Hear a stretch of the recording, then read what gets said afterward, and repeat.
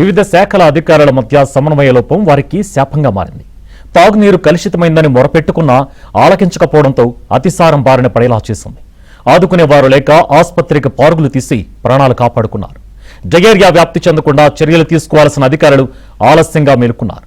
జిల్లా కలెక్టర్ స్వయంగా రంగంలోకి దిగి అతిసారం విస్తరించకుండా దిద్దుబాటు చర్యలు చేపట్టారు. అయితే విజయవాడ నడిబొడ్డునే ఇదంతా జరగడం విశేషం.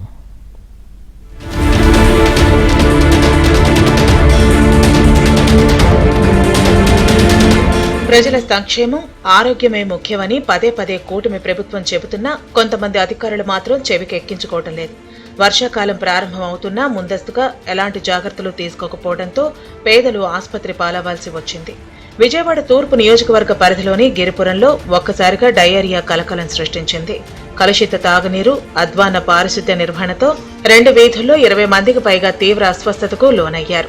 బాధితుల్లో 3 చిన్నారులు, 5 వృద్ధులు ఉన్నారు. వాంతులు, విరోచనాల లక్షణాలు తీవ్రంగా ఉండటంతో శనివారం ఉదయం వారిని ప్రభుత్వాసుపత్రికి తరలించారు.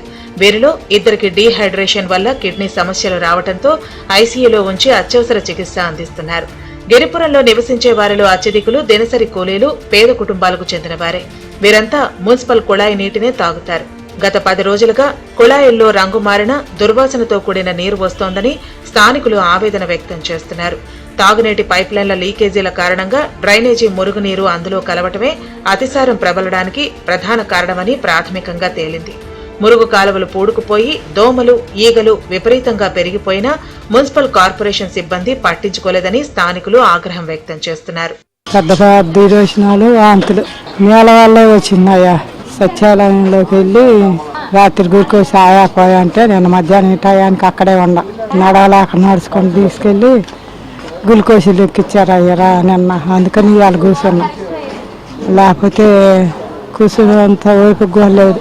డయేరియా సమాచారం అందుకున్న వెంటనే జిల్లా కలెక్టర్ లక్ష్మీష క్షేత్రస్థాయిలో పర్యటించి ప్రజలతో మాట్లాడారు. గిరిపురంలో 24 గంటల పాటు అందుబాటులో ఉండేలా ప్రత్యేక వైద్య శిబిరాన్ని ఏర్పాటు చేయించారు.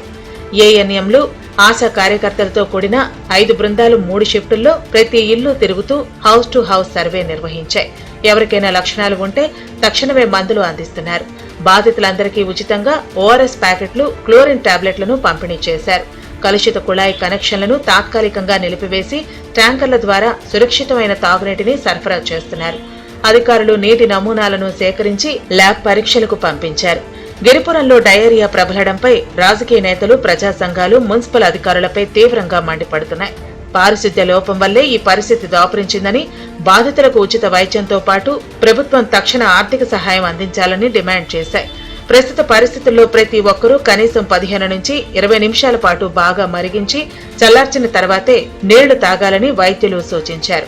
నిల్వ ఉంచిన ఆహార పదార్థాలు, మాంసాహారాన్ని నివారించి సులభంగా జీర్ణమయ్యే ఆహారం తీసుకోవాలని చెప్పారు. ఫుడ్ బోర్న్ డిసీజెస్ కానీ వాటర్ బోర్న్ డిసీజ్ వచ్చినప్పుడు ఒకటే సార్, కాచి చల్లార్చిన అంటే మరగ కాచి చల్లార్చిన నీళ్ళు తాగితే 99.9% అనేది ఎలాంటి ఇది రాదు సార్. మేము ప్రజలకు అదే చెబుతున్నాం. ముందు అసలు మనం ప్రివెంటివ్ ఆస్పెక్ట్స్లో మీరు ఏ రోజు ఆహారం ఆ రోజు వండుకుని తినేటట్టు, రెండోది ఆహార పదార్థాల మీద మూతలు పెట్టుకుని ఈగలు అలాంటివి బాలకుండా మన హైజీన్, హ్యాండ్ వాషింగ్ ఇలాంటి గురించి చెప్తున్నాం. తర్వాత నాన్ వెజ్ మానేసేయమని చెప్తున్నాం. నాన్ వెజ్ మానేసండి, వెజిటబుల్ కర్రీస్ ఇవి తీసుకొని సాఫ్ట్ డైట్ తీసుకోండి అని చెప్తున్నాం. ఓఆర్ఎస్ అందరికీ డిస్ట్రిబ్యూట్ చేశాం సార్.